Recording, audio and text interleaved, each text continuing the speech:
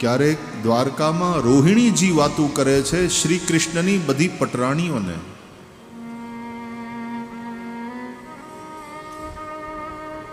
રૂકમિણી આદિ બધા જ સાંભળે છે. વ્રજની વાતો દેવકી માને તો ખબર નથી ને વ્રજમાં શું થયું એ. રોહિણી માને ખબર છે, કારણ કે રોહિણી નંદ બાવાને ત્યાં હતા, વ્રજમાં હતા.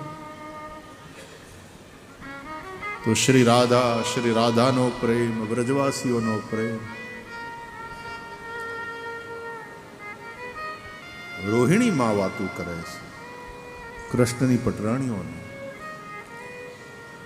કે આ રાધાજી એવા તો કેવો એનો પ્રેમ કે કૃષ્ણ એને ભૂલતા નથી. યાદ કરે છે ને આંખું ગીંજાય છે. રોહિણીમાં સાસુ છે અને શ્રી કૃષ્ણની પટરાણીઓ એને પૂછે છે કે તમે તો વ્રજની લીલાને જોઈ છે માં, અમને કોને આ વાતો? અને આ બધી જ વાતો બધાનો અધિકાર નથી સાંભળવાનો. સુભદ્રા નનકુડી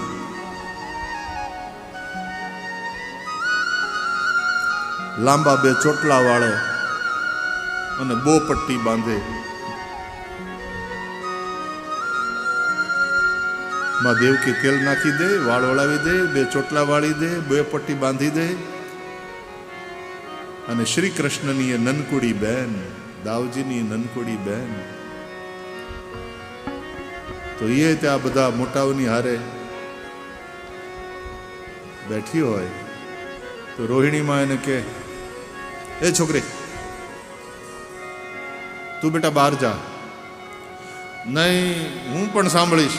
અરે બેટા તારે નહીં, તું એક કામ કર, તું બહાર જા, દરવાજો બંધ કર અને જો કોઈને આવવા નહીં દેતી. એટલે સુભદ્રાને દરવાજો બંધ કરીને બહાર ચોકી પહેરો કરવા માટે રાખ, તું અંદર નહીં આવતી. આ વાતો બધાએ સાંભળવાની નથી. મધુરા ભક્તિની વાતો ને, વ્રજવાસીઓનો મધુર પ્રેમ, સખીઓ ગોપીઓ એનો મધુર પ્રેમ. અહીંયા અંતઃપુર તો ત્યાં નિકુંજ લીલાની જે વાતો બધા એને સાંભળાય. છોરી તું હજી નાની છે, બહાર જા બેટા, ત્યાં કોઈને આવવા નહીં દેતી.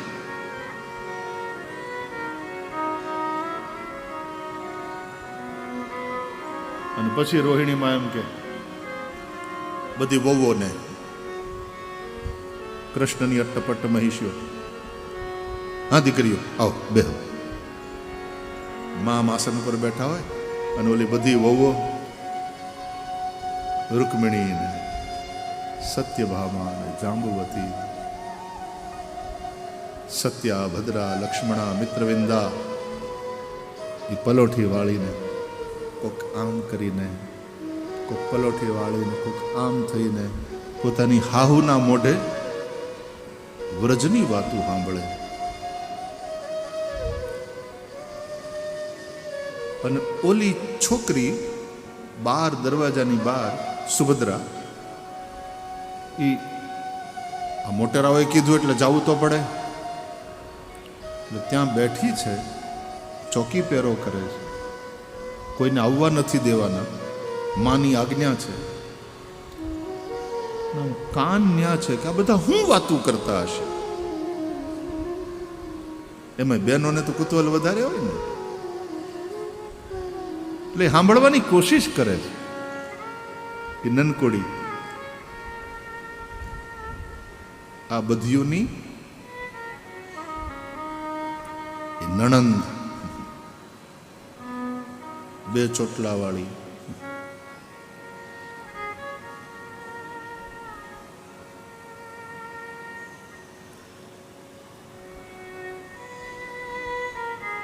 એમાં કામથી પરવારીને શ્રી કૃષ્ણ અને બલભદ્ર બે ભાઈઓ વાતો કરતા કરતા આવ્યા. વાતો કરતા કરતા આવ્યા તો અહીંયા આમ દરવાજે કાન દઈ અને બે ચોટલા વાળી સુભદ્રા એ આમ સાંભળે છે. એટલે શ્રી કૃષ્ણ આવી જોયું ને તો બલભદ્રજીની સામે જોયું તો બલભદ્રજી પણ હસ્યા. શ્રી કૃષ્ણે એક ચોટલો પકડી બેનનો, શું કરે છે, શું કરે છે? એટલે આ વળી પાછી બે ચોટલા વાળી આ બે ભાઈઓની લાડકી નાની બેન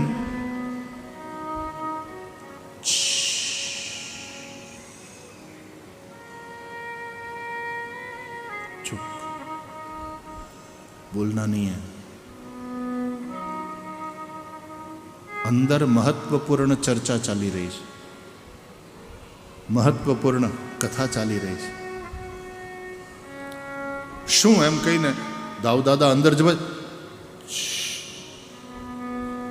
मां की आज्ञा है, किसी को भी अंदर नहीं जाना है. अरे पण એવું તે શું, धीरे बोलो भैया.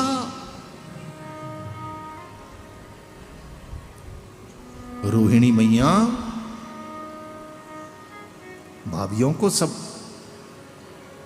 ब्रज की कथा सुना रही है.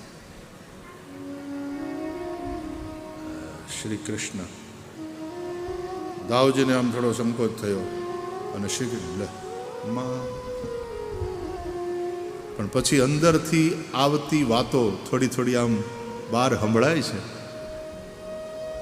એટલે બલભદ્ર અને શ્રી કૃષ્ણ પણ સાંભળે છે. બે ભાઈઓની વચ્ચે ઉભેલી સુભદ્રા પણ સાંભળે છે. થોડી વાર મોટા ભાઈની સામે જુએ, થોડી વાર નાના ભાઈની સામે જુએ, અને વ્રજવાસીઓના પ્રેમની વાત અંદર થાય છે. અને અંદર આહુડાનો વરસાદ વરસે છે. અને શ્રી કૃષ્ણ દ્વારકાધીશને પણ અંતઃપુરમાં એ વ્રજ યાદ આવ્યું, એ વાતો યાદ આવી. અને શ્રી કૃષ્ણની આંખોમાંથી પણ આંસુનો વરસાદ. દાઉજી ધીર ગંભીર પણ એની આંખો ભીંજાણી નંદ બાવાને યશોદાને યાદ કરીને પોતાના ઉત્તરીયથી આંસુ લૂછ્યા. પણ એ પ્રેમમાં જે આમ પૂતળા જેવા થઈ ગયા ત્રણેય ભાઈ બહેન, એનું નામ જગન્નાથપુરી નામ. આ જે દર્શન છે એ દર્શન છે જગન્નાથપુરીમાં.